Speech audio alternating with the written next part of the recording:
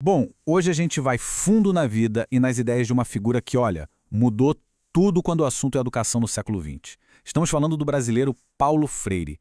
O trabalho dele simplesmente transformou o jeito que se enxerga o que é ensinar e o que é aprender. E para começar, saca só essa frase dele, que já resume muita coisa. Para o Freire, essa história de libertação não é um lance individual, sabe? Tipo, salve-se quem puder. Não. É um processo coletivo, que acontece junto, na conversa, na colaboração. E olha, essa ideia vai guiar tudo que vamos conversar por aqui. Então vamos lá. Para a gente entender de onde vêm essas ideias tão revolucionárias do Freire, a gente precisa primeiro entender o mundo que formou ele. E tudo começa numa infância marcada por umas dificuldades bem pesadas. Ele nasceu lá em Recife, e a vida dele dá uma virada enorme quando o pai morre. A família de repente se vê numa situação de pobreza e fome de verdade. E essa experiência não foi só uma dificuldade passageira, não. Foi ali que nasceu a base da empatia dele, a base de todo o trabalho que ele faria no futuro. Foi um período que o marcou para sempre, de verdade. E foi aqui que veio a grande sacada. O Freire percebeu, porque ele mesmo viveu isso, que a fome não é só uma coisa física. Ela afeta a nossa capacidade de aprender, até de sonhar. Um estômago vazio simplesmente trava a mente. E essa compreensão de que a condição social de alguém e a educação estão completamente ligadas, isso é o pilar de toda a filosofia dele. Certo? Então vimos a experiência pessoal dele. Agora, vamos ver como isso vira prática. Porque o Freire pega tudo isso que ele viveu e começa a botar a mão na massa, desenvolvendo um método que ia muito além de só ensinar a juntar as letrinhas, sabe? Era outra coisa.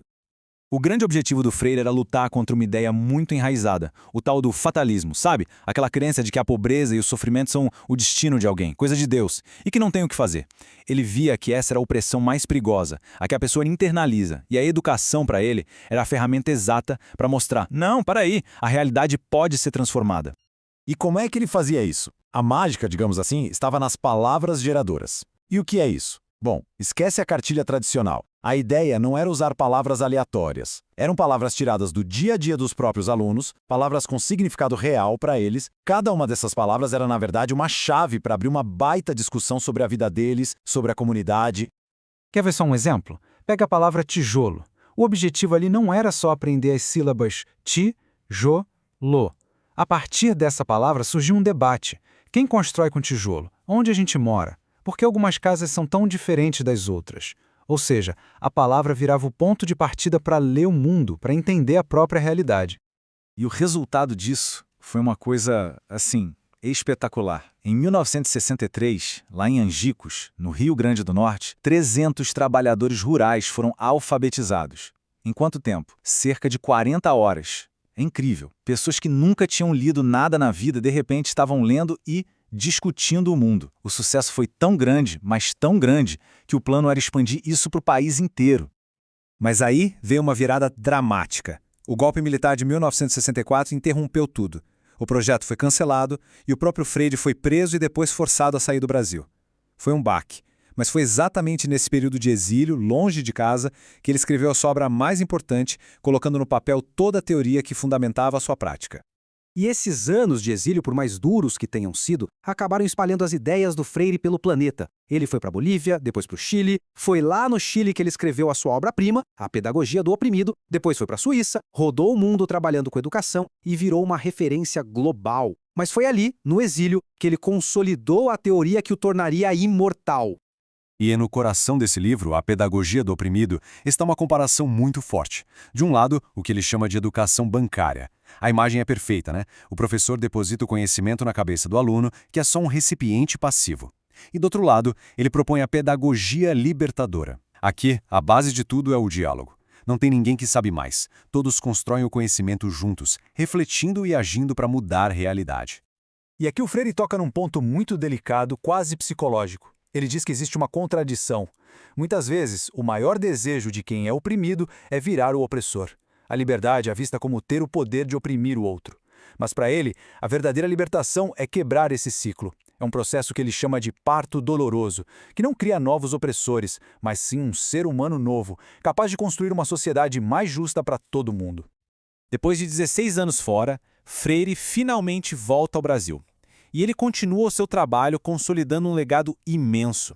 A ideia central que ele deixou e que é fundamental é essa. A educação nunca é um processo neutro. Ela é, em sua essência, um ato de liberdade. E tem essa outra frase dele que é simplesmente perfeita para resumir a filosofia toda. O que significa isso?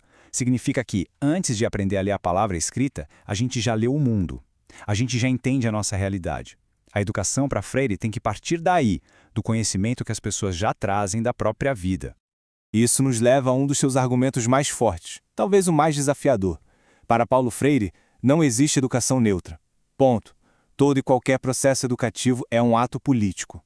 Ou ele serve para conformar as pessoas com a realidade que elas vivem, ou ele serve como ferramenta para transformar essa mesma realidade. Não tem como fugir dessa escolha. E ele nos deixou com essas perguntas, que são cruciais. Quando pensamos no currículo de uma escola, deveríamos nos perguntar: quem é que escolhe o que vai ser ensinado ali? Essa escolha está a favor de quem? E, claro, contra quem? Ou seja, quem se beneficia com esse conhecimento e quais são as vozes e as histórias que estão sendo simplesmente ignoradas? E essa análise toda do Freire nos deixa com essa reflexão final, que continua super relevante. As ideias dele nos provocam a olhar para a educação não como uma mera transmissão de conteúdo, mas como uma ferramenta poderosa, capaz de moldar o futuro.